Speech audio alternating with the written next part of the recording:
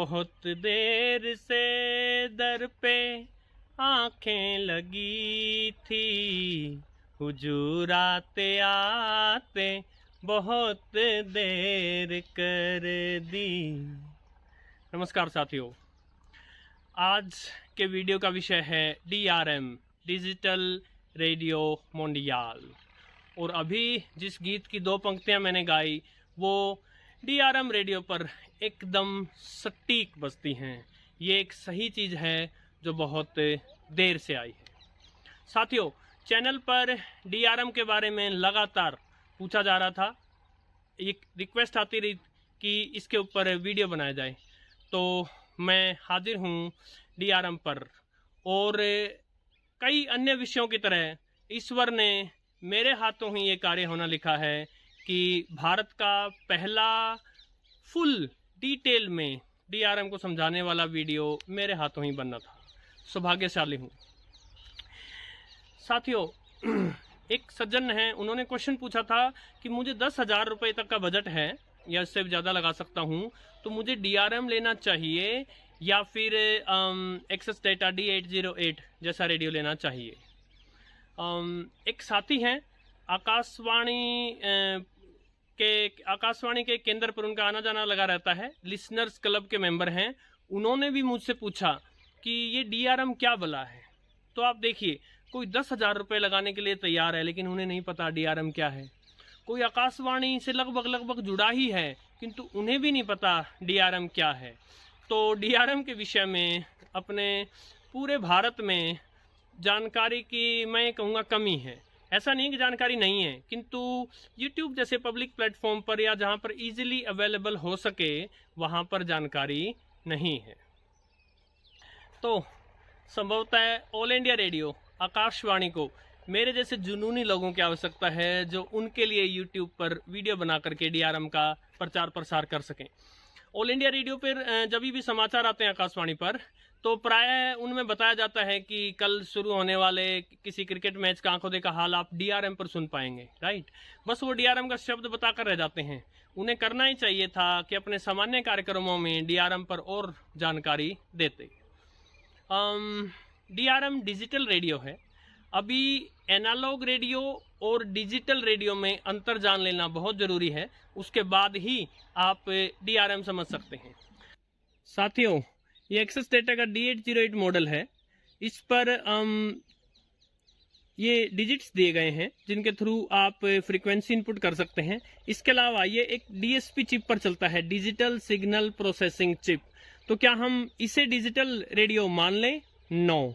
ये इतना सब कुछ होते हुए भी ये एक डिजिटल रेडियो नहीं, ये एक एनालॉग रेडियो है। तो एनालॉग रेडियो और डिजिटल रेडियो में अंतर समझने के लिए आपको समझना होगा कि एनालॉग सिग्नल और डिजिटल सिग्नल में क्या अंतर है। साथियों, एक एनालॉग रेडियो एनालॉग सिग्नल्स को ही कैच करेगा और उन्हीं को प्रोसेस करेगा। एक डिजिटल रेडियो डिजिटल सिग्नल्स को कैच करेगा और डिजिटल सिग्नल्स को ही प्रोसेस करेगा। यानी एक एनालॉग रेडियो और एक एनालॉग रेडियो और एक डिजिटल रेडियो में अंतर समझने के लिए आपको एनालॉग सिग्नल्स और डिजिटल सिग्नल्स में अंतर समझ में आना चाहिए। तो पहली बात तो मैं ये बताना चाहूँगा, एक एनालॉग सिग्नल एक कंटिन्यूअस सिग्नल होता है जो लगातार छोड़ा जाता है, राइट। इसको एक सामान्य जीवन में आप ऐसा उदाहरण समझ सकते हैं कि एक पानी की नलकी से निकल रहा पानी, एक पानी की होज जो है उससे जो पानी है वो लगातार निकलता है। डिजिटल जो सिग्नल है, डिजिटल सिग्नल रह कर टुकड़ों में आता है, पीसेस में आता है, डिसकंटिन्यूअस होता है, वो लगातार नहीं होता। इसका एक अच्छा उदाहरण है बंदूक से निकलने वाली गोलियां। धम, पहले एक निकली, फिर धम, फिर दूसरी निकली, फिर तीसरी निकली, राइट। लेकिन देखिए नलकी से पानी लगातार निकल रहा था। सो ये एक तरीका है समझने के लिए। दूसरा और अच्छा तरीका है कि आप उनके ग्राफ को समझें। ग्राफ को समझते ही आप एनालॉग सिग्नल और डिजिटल सिग्नल में तुरंत अंतर समझने लगेंगे। तो साथियों, ये एक एनालॉग सिग्नल है। मैंने अपने उस वीडियो में A to Z about radio मैंने आपको बताया था कि वेव्स या सिग्नल कभी भी ऐसे नहीं चलते, लेकिन उनका ग्राफ ऐसा है। इस विषय में एक पूरा डिटेल में वीडियो आएगा। तो आप देखिए ये सिग्नल लगातार है, पहले धीरे धीरे बढ़ा, मैक्सिमम आया, फिर धीरे धीरे घटा, फिर उल्टी दिशा में मैक्सिमम आया, इस प्रकार सिग्नल चलता रहता है। ये एक एनालॉग सिग्नल है, राइट। ये एक डिजिटल सिग्नल है, 1 0 1 0 1 0, इस प्रकार। या तो ये 1 है, या अचानक से धम से 0 हो गया, या फिर से 1 हो गया। तो ये लगातार नहीं है, कभी है कभी नहीं, कभी है कभी नहीं, इस प्रकार। तो एक एनालॉग सिग्नल कंटिन्यूअस सिग्नल है, लेकिन एक डिजिटल सिग्नल डिसकंटिन्यूअस सिग्नल है, ये लगातार नहीं है। अब एक चीज जो मैं यहीं इसी ग्राफ के माध्यम से आपको समझा देना चाहता हूं, वो ये है कि एनालॉग सिग्नल्स के साथ सबसे बड़ी समस्या है उनमें डिस्टॉर्शन आ जाती है। कि जैसे एनालॉग सिग्नल छोड़ा गया, रास्ते में बिजली के इक्विपमेंट है, या आसमानी बिजली है, या कोई भी दूसरी डिस्टरबेंस है, तो देखिए ये जो स्मूथ सिग्नल था ये इस प्रकार से डिस्टॉर्ट हो गया है, राइट। सो रेडियो तक जब ये सिग्नल पहुंचेगा और रेडियो उसको प्रोसेस करेगा, तो उससे जो आवाज आएगी वो थोड़ा सा डिस्टॉर्टेड होगी, शोर आएगा, नॉइस आएगा उसमें। लेकिन डिजिटल सिग्नल में क्या होता है साथियों, डिजिटल सिग्नल में डिस्टॉर्शन बहुत ही कम होती है। क्यों? जब ये 1 है तो डिस्टॉर्शन होकर क्या हो सकता है, या तो 0.9 हो जाएगा, या 1.1 हो जाएगा, या थोड़ा मोड़ा इस प्रकार हो जाएगा। किंतु जो प्रोसेसर है, जो डिजिटल सिग्नल को प्रोसेस करेगा, जो डिजिटल रेडियो का प्रोसेसर है, वो चाहे 0.9 हो या 1.1 हो, उसे 1 ही मानकर चलेगा। इसी प्रकार जब सिग्नल नहीं है, 0 है, तो ये 0.1 भी अगर हो गया डिस्टॉर्शन के कारण, तो भी जो डिजिटल प्रोसेसर है, जो डिजिटल रेडियो का, वो इसको 0 ही मानेगा। इसका अर्थ ये हुआ कि ये सिग्नल डिस्टॉर्टेड होने के बावजूद भी प्रोसेसर के द्वारा ओरिजिनल सिग्नल के रूप में ही पढ़ा जाएगा, तो सारी डिस्टॉर्शंस ऑटोमेटिकली समाप्त हो जाएंगी। सो इस प्रकार हमने देखा कि एनालॉग सिग्नल और डिजिटल सिग्नल में क्या अंतर है। तो आप समझ गए कि एनालॉग रेडियो और डिजिटल रेडियो क्या हो गए। और हमने ये भी देखा कि डिजिटल जो सिग्नल हैं, जो डिजिटल रेडियो जब उनको प्रोसेस करेगा तो नॉइस जो है उसको फिल्टर आउट कर दिया जाएगा, नॉइस जो है वो न के बराबर रह जाएगा। इसलिए डिजिटल रेडियो एनालॉग से इस मामले में बेहतर हुआ कि उसमें कम नॉइस है। अब जो DRM है, डिजिटल रेडियो मोंडियाल, ये जो मोंडियाल शब्द है ये फ्रेंच भाषा का है। इसका अर्थ आप लगा लीजिए इंटरनेशनल, या लगा लीजिए वर्ल्ड वाइड, फैला हुआ, पूरी दुनिया में फैला हुआ, राइट। सो ऐसा डिजिटल रेडियो जिसको सारी दुनिया मानेगी, राइट। सो ये है DRM। सो DRM वास्तव में एक टेक्नोलॉजी है, एक तकनीक है।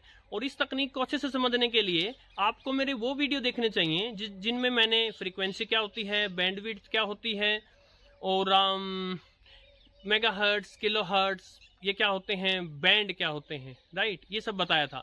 तो अगर आप उन वीडियोस को देखते हैं जिनके लिंक डिस्क्रिप्शन में हैं, तो आपको DRM टेक्नोलॉजी समझने में ज़्यादा मुश्किलें नहीं होगी।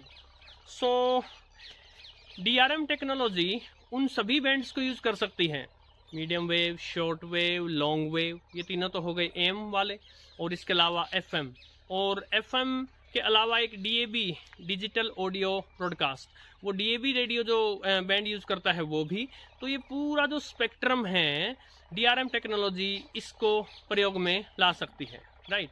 इनफैक्ट DRM सिग्नल जो हैं, जो ये डिजिटल सिग्नल्स जो हैं, ये आपके जो अभी तक जो ट्रांसमीटर चलते आए हैं, यानी अभी तक जो रेडियो केंद्र हैं जो एनालॉग सिग्नल छोड़ते हैं, वही रेडियो स्टेशंस थोड़ी सी कॉस्ट में डिजिटल सिग्नल भी छोड़ सकते हैं, उन्हीं बैंड्स पर छोड़ सकते हैं। DRM टेक्नोलॉजी में सिग्नल को कंप्रेस किया जाता है, राइट। तो जो सिग्नल छोड़ना है उसको सिकोड़ देते हैं, और फिर जो DRM रेडियो है वो इस सिकड़े हुए सिग्नल को फिर से खोल लेगा, ओरिजिनल बना देगा। तो क्योंकि इसमें सिग्नल को सिकोड़ दिया जाता है तो इसमें कम बैंडविड्थ चाहिए। सो उतनी ही बैंडविड्थ में जिसमें एनालॉग रेडियो यूज कर रहा है, DRM पर ज़्यादा स्टेशंस चल सकते हैं। यानी कि देखिए, आप अपने FM रेडियो में देखते होंगे 88 मेगाहर्ट्ज से 108 मेगाहर्ट्ज तक।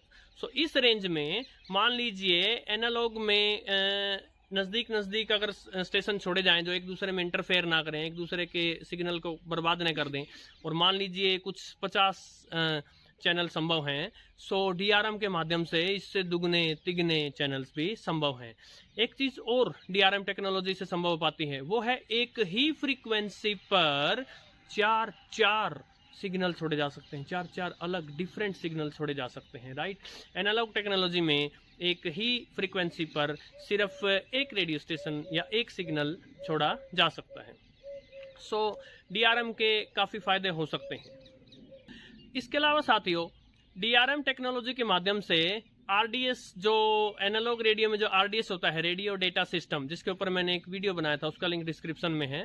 सो जैसे RDS सिस्टम के माध्यम से अलग से कुछ टेक्स्ट वगैरह या कुछ अलग से इंफॉर्मेशन सेंड की जा सकती थी, इसी प्रकार DRM टेक्नोलॉजी के माध्यम से भी सिग्नल के साथ साथ कुछ एडिट टेक्स्ट या फोटो वगैरह कुछ इंफॉर्मेशन सेंड की जा सकती है। साथियों, विश्व भर में अनेक रेडियो स्टेशंस हैं जो DRM टेक्नोलॉजी पर काम कर रहे हैं, जिनमें BBC भी एक है, रेडियो ऑस्ट्रेलिया भी एक है, रेडियो न्यूजीलैंड इंटरनेशनल भी एक है, रेडियो रोमानिया इंटरनेशनल भी एक है। और आप हैरान होंगे, ऑल इंडिया रेडियो आकाशवाणी भी पीछे नहीं है। इनफैक्ट DRM पर आकाशवाणी जो है, ऑल इंडिया रेडियो जो है, वो विस्तार से काम कर रहा है। पूरे विश्व में इस बात की चर्चा है कि ऑल इंडिया रेडियो DRM पर विस्तार से काम कर रहा है। DRM की पहली ब्रॉडकास्ट 2003 में की गई थी। इसके अलावा ऑल इंडिया रेडियो जो है वो शॉर्ट वेव पर अपने DRM टेक्नोलॉजी के सिग्नल छोड़ता है, जो कि यूरोप की तरफ भेजे जाते हैं। इसके अलावा भारत के अंदर भी मीडियम वेव पर कुछ 35 ट्रांसमीटर हैं जहां से DRM सिग्नल छोड़े जाते हैं भारत के अंदर। इसके अलावा एक अनुमान के अनुसार भारत में 10 लाख कारों में, जो अभी नई कार जो लॉन्च हो रही हैं, उनमें 10 लाख कारों के अंदर जो रेडियो सिस्टम होता है उसमें DRM उपलब्ध है। यानी ऐसी बात नहीं है कि DRM पर काम नहीं किया जा रहा, DRM पर काम किया जा रहा है। किंतु मुझे हैरानी इस बात की है कि DRM होता क्या है, क्या नहीं होता है, कैसे चलता है, ये सब के बारे में पब्लिक डोमेन में बहुत ही कम इन्फॉर्मेशन है और कन्फ्यूजन बहुत ज़्यादा है। साथियों, A to Z about radio, इस वीडियो में मैंने आपको बताया था कि medium wave, short wave, long wave, ये AM टेक्नोलॉजी यूज करते हैं, एम्पलीट्यूड मॉड्यूलेशन, और जो FM रेडियो स्टेशन हैं वो फ्रीक्वेंसी मॉड्यूलेशन का इस्तेमाल करते हैं। सो DRM जो रेडियो स्टेशन हैं वो कैसी मॉड्यूलेशन यूज करते हैं, AM या FM, कोई भी नहीं। DRM पर जो मॉड्यूलेशन टेक्निक यूज की जाती है उसका लंबा सा नाम है COFDM, coded orthogonal frequency division multiplexing. इस कोडिंग का इस्तेमाल किया जाता है। सो इस कोडिंग के माध्यम से डिस्टोर्शन कम से कम हो, ये मेक श्योर किया जाता है।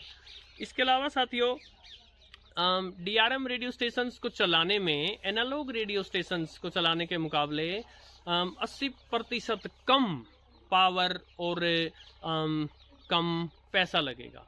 तो यदि DRM इम्प्लीमेंट हो जाता है पूरे वर्ल्ड में, तो इसकी जो ब्रॉडकास्ट जो कॉस्ट है वो काफ़ी कम रहने वाली है। साथियों, अब प्रश्न ये उठता है कि चलो DRM ट्रांसमीटर हैं भारत में, लेकिन हम सुने कहाँ? तो इसके 2 तरीके हैं। या तो आप DRM रिसीवर ले सकते हैं, और अभी मैं अमेजोन वगैरह पे चेक कर रहा था, इतनी आसानी से मिलता नहीं है, और यदि मिलते हैं तो 15,000 के आसपास या इससे ऊपर भी कॉस्ट हो सकती है, यानी काफ़ी महंगे हैं DRM रिसीवर। या फिर आप अपना कंप्यूटर इस्तेमाल करके, जो पर्सनल कंप्यूटर PC जिसको बोलते हैं, उसमें कुछ हार्डवेयर लगेगा, SDR वगैरह कुछ नाम है।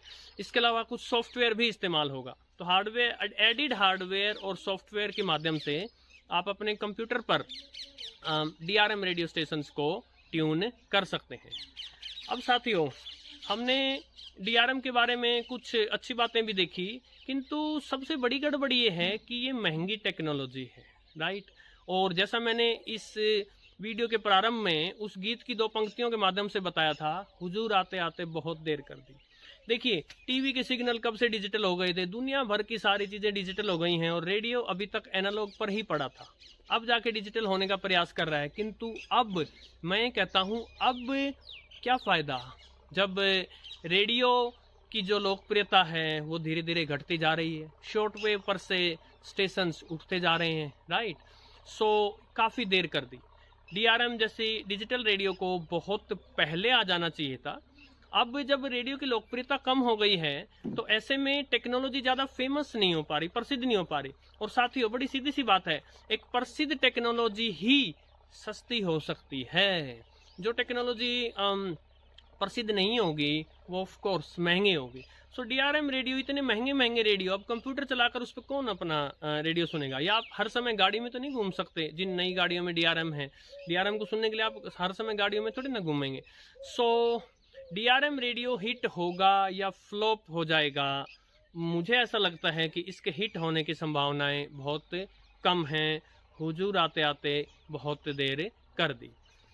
और अब अंत में साथियों, एक भाई साहब ने जो क्वेश्चन पूछा था कि 10,000 के बजट में एक्सेस डेटा D808 जैसा कोई एनालॉग रेडियो लिया जाए या एक डीआरएम रिसीवर लिया जाए, तो साथियों मैं तो सिर्फ अपना ओपिनियन बता सकता हूं कि यदि मैं होता तो मैं डीआरएम की जगह है एक एनालॉग रिसीवर लेना पसंद करता, क्योंकि अभी भी अधिकतर medium wave, short wave, FM stations जो हैं वो एनालॉग सिग्नल ही छोड़ रहे हैं। सो मुट्ठी भर डीआरएम रेडियो स्टेशंस हैं, उनको सुनने के लिए और इतनी महंगी रिसीवर कौन लेगा? बाकी हर एक का अपना ओपिनियन है साथियों। आशा है डीआरएम पर इस वीडियो ने आपके बहुत सारे डाउट्स क्लियर की होंगी। इसके अलावा आप कमेंट करके अपनी और डाउट्स भी लिख सकते हैं। नमस्कार साथियों।